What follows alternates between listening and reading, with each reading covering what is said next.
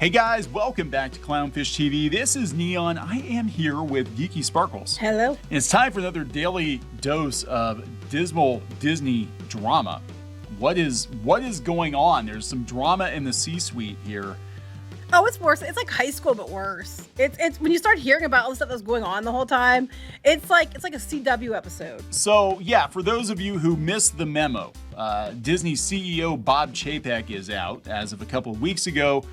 Former CEO Bob Iger is back in. Apparently, the CFO Cruella de Vil herself, who's actually Christine McCarthy, was behind a lot of it, and the machinations were a lot more involved than people were led to believe. Yes. Okay, so and I think Iger's been pretty much running this. Doing stuff with people behind the scenes. They're all running to him this whole time.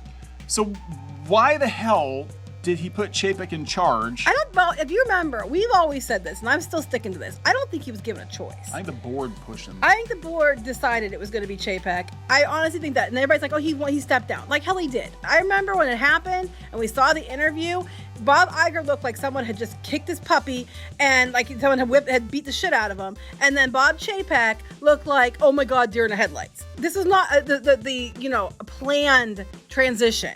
No. Yeah, it was very odd. It happened. I remember it was like, February of 2020? February, yeah, something like that. And we had one of our writers on piratesandprincesses.net actually write us and be like, hey, they just changed out the CEOs of Disney like now. Like right now. Because they were talking about Iger's plan of succession, and he kept stalling out. He was like, he was supposed to pick a successor, and then he's like, oh, I'm going to extend my contract again. I haven't found it yet. I'm going to do it again. Yeah, And then finally, they're like, yep, you're out the door. Bob 1 gone. Bob 2, get in here. I think because he overspent, and the company was starting to take a dip.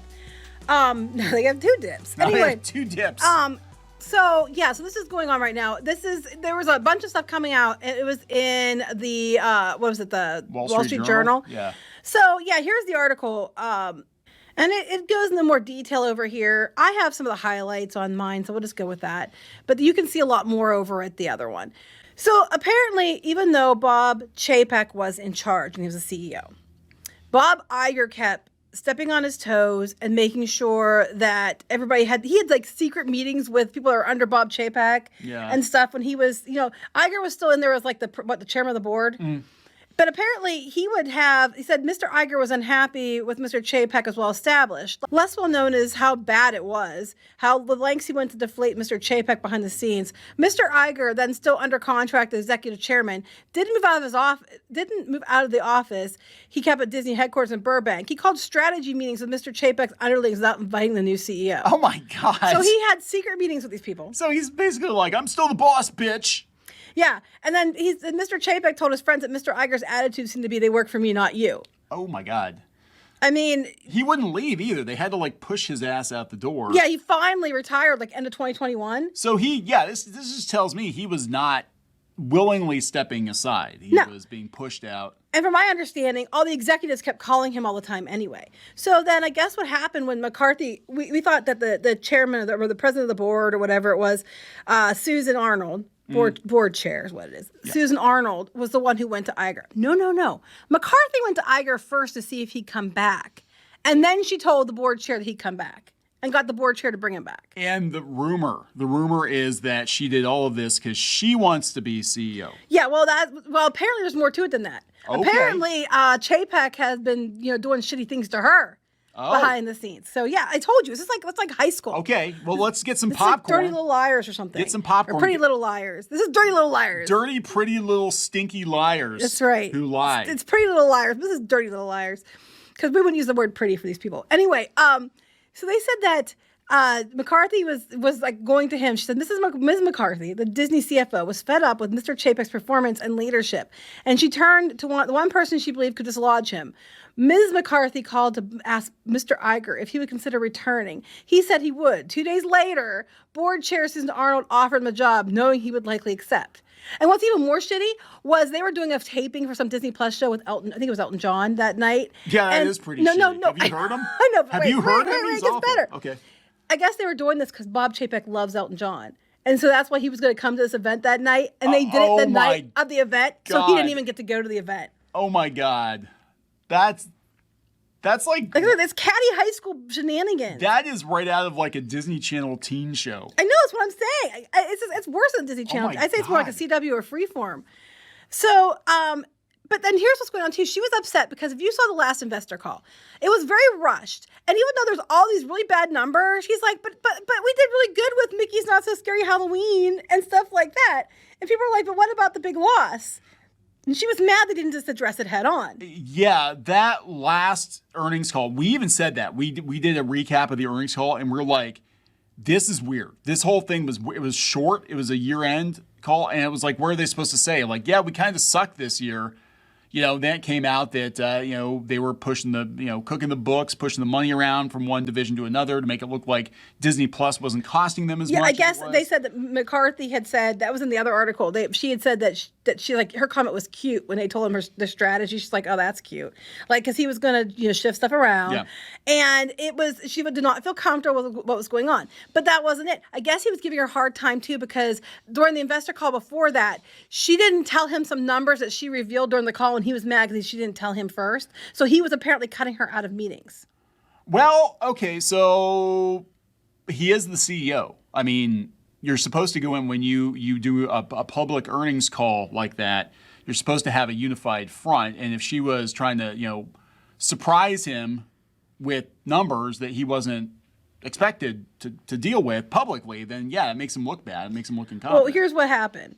He said, the article said, by October, relations between Ms. McCarthy and Mr. Chapek were so frayed that he didn't include her in a board meeting. He also told executives that she had lost focus, distracted by her husband's ailing health, and become unstable. Comments repeated to some Disney directors, and Ms. McCarthy learned about it from her colleagues, and he was going around to several people and saying this. Oh my God. So it's like they're all stabbing each other in the back. But you know what? You're talking about her being unstable, her comments being unstable. Well, you know what? The comment on people's waistlines wasn't exactly a great comment. But neither was Chapek's calling the annual pass holders of Disneyland an unfavorable attendance mix. They said the quiet parts out loud. Can we just fire everybody and start over? Well, that's what they need to do, because Just clean house. Iger's not exactly the best idea either, as we've mentioned many times. A lot of the problems the company are facing, he put the company there to begin with. He's a good talker. He's a smooth talker. He's a snake oil salesman, and he tells people what they want to hear. But you look at the results and you look at the path Disney is on now, whether it's the content that they're cranking out, the debt, the politics, all of it, it all goes back to him, and he puts on a good public face. But the reality is that, he is the one who set Disney on this path. Right. So, He's the one that did the choice for Genie Plus, and he overspent and cost them money. And a lot of it was his bad choices. And I'm not giving Chapek a pass, because Chapek did plenty of stupid things on his own. I'm not going to, trying to take from one department to another, but juggling the books and things, all stupid things. Saying animation isn't for adults, dumb things. But he isn't completely at fault here. I think the difference is Chapek is saying what Iger is thinking. Yeah, but he is says that, and that's more dangerous, because you have someone who will just tell people the truth, and they don't want to, No. And then here's the thing too. To be fair to Chapek, he's never got to be in charge the whole time, because Iger was holding meetings and not including him. Then you have people talking about how they were doing different things with the executives writing to Iger the whole time. So even though Iger wasn't there, Iger's pretty much controlling everything anyway. So yeah, they're just gonna blame everything on Chapek, and then be like, oh yeah, that was really awkward. All that weird political stuff we got into, and all that debt and all that stuff. That I did it, but we just blame Chapek. Right. Well, they said, apparently Rivers running to Iger anyway. As the environment inside Disney's C-suite worsened, more executives voiced concerns in phone calls to Mr. Iger. Some worried that Alan Bergman, the head of the studios, or Josh D'Amaro, the head of Parks and Resorts, were going to quit. I am surprised Josh D'Amaro is putting up, because you can see the thinly veiled frustration at the last D23 when he's like, here's all the stuff we want to build, because he loves the parks. Mm-hmm. Here's all this really cool stuff we want to build. Maybe if you cheer loud enough, we'll be allowed to someday build some more stuff. That'd be great.